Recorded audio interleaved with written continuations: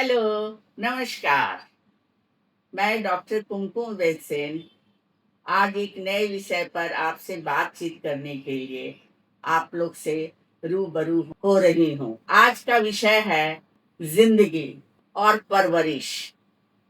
जिंदगी एक पहेली है। जिंदगी एक पहेली है। अगर समझ लीजिए तो वह सहेली है, वरना हम आप बिल्कुल अकेले हैं। इस जिंदगी के तजुर्बों को मैं आपके साथ, आप लोगों के साथ थोड़ा बहुत साझा कर रही हूँ। क्योंकि मैं एक मनोवैज्ञानिक हूँ और काउंसलिंग एंड टीचिंग मेरा एक प्रोफेशन है, तो इस दरमियान बहुत सारे अनुभव मेरे को होते हैं। तो बड़ा मन करता रहता है कि मैं लोगों को बताऊं कि कहाँ हम लोगों में कौन सा चीज अपनाए जो कि अच्छा हो और कौन सा छोड़ दे। तो इस संबंध में मैं एक परवरिश के 5 नियम बता रही हूँ। बच्चों के परवरिश में 5 नियमों को आप हमेशा फॉलो करें। बच्चे बड़े छोटे होते हैं, भावुक होते हैं, इमोशनल होते हैं। उनके इमोशन को कंट्रोल करने के लिए, उनके फीलिंग को स्ट्रांग बनाने के लिए सबसे पहले है कि पेरेंट्स को स्ट्रांग होना होगा।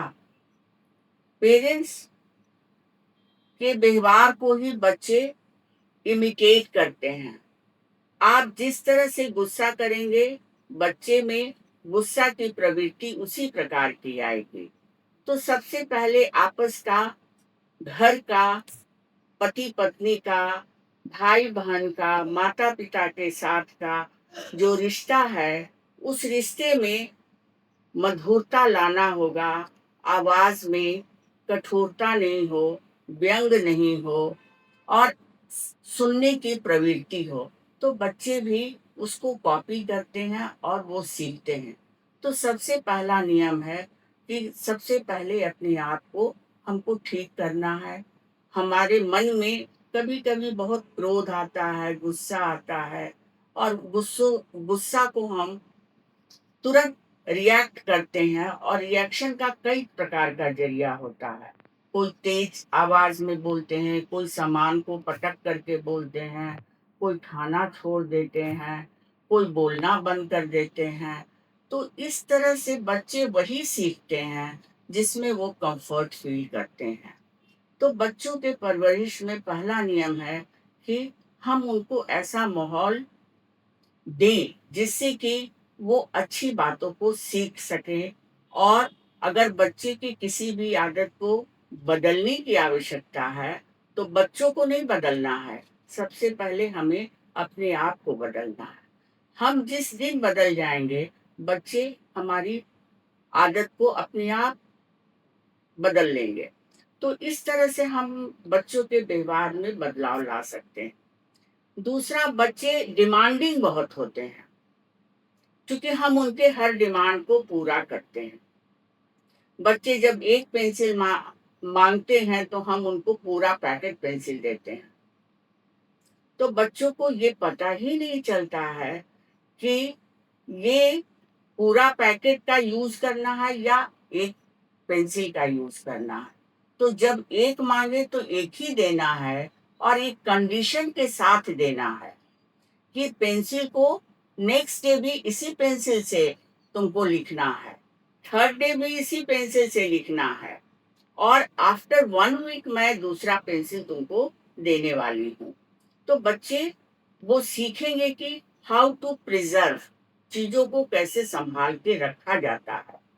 तो ये बहुत इम्पोर्टेंट फैक्टर होता है रोज दिन के व्यवहार में, कि हम बच्चों को कैसे उनके आदत को डेवलप कराएं। तीसरी बात है, निर्णय लेने की शक्ति बच्चों में डेवलप कराइए।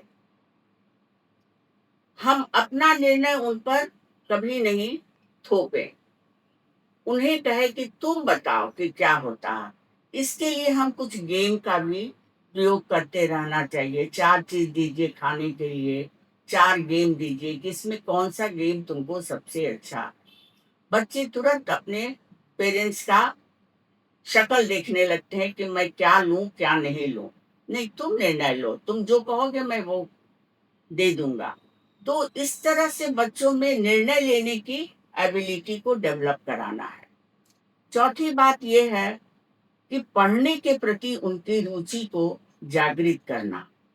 पढ़ाई खेल-खेल में ही है, लेकिन पढ़ने के लिए एक समय निश्चित हो, एक जगह निश्चित हो और निश्चित समय में, निश्चित जगह पर आधे घंटे भी बच्चों के साथ खेलते-खेलते उन्हें पढ़ाइए। बच्चों का पढ़ना बहुत ज़रूरी नहीं है, पढ़ने के माध्यम से उनको सोशल रूल्स, रेगुलेशंस को सिखाना है कि कैसे हम आगे बढ़ सकते हैं।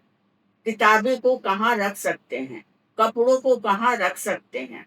तो ये सारी बातें जो हैं, सबसे पहले खुद में सुधार लाना होगा, खुद को ठीक से रखना होगा, तभी हमारे बच्चे भी उस तरह से करेंगे।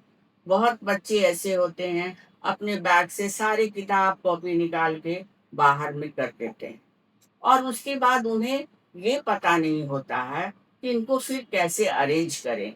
तो अरेंज करने की प्रक्रिया भी हमें धीरे-धीरे करके उन्हें सिखाना है।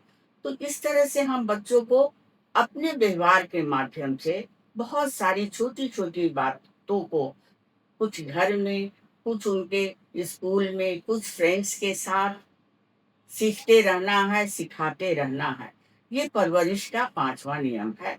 तो परवरिश के नियमों के माध्यम से हम बहुत सारी बातों को, बच्चों को आगे बढ़ाते रहते हैं, उनकी बुद्धि का विकास करते हैं, उनके व्यक्तित्व में विकास लाते हैं, उनके व्यवहार में विकास लाते हैं, उनकी बोली में आप अगर मिठास भर के बोलेंगे, तो बच्चे भी उतनी ही मिठास से आपका जवाब देंगे।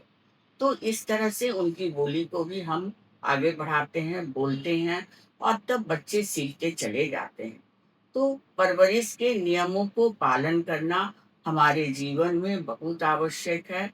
बच्चे जो हैं, एक मिट्टी का, समझिए कि एक ढेर है, उन्हें हमको किस शेप में लाना है, ये मेरे ऊपर निर्भर करता है और धैर्य हमको रखना है।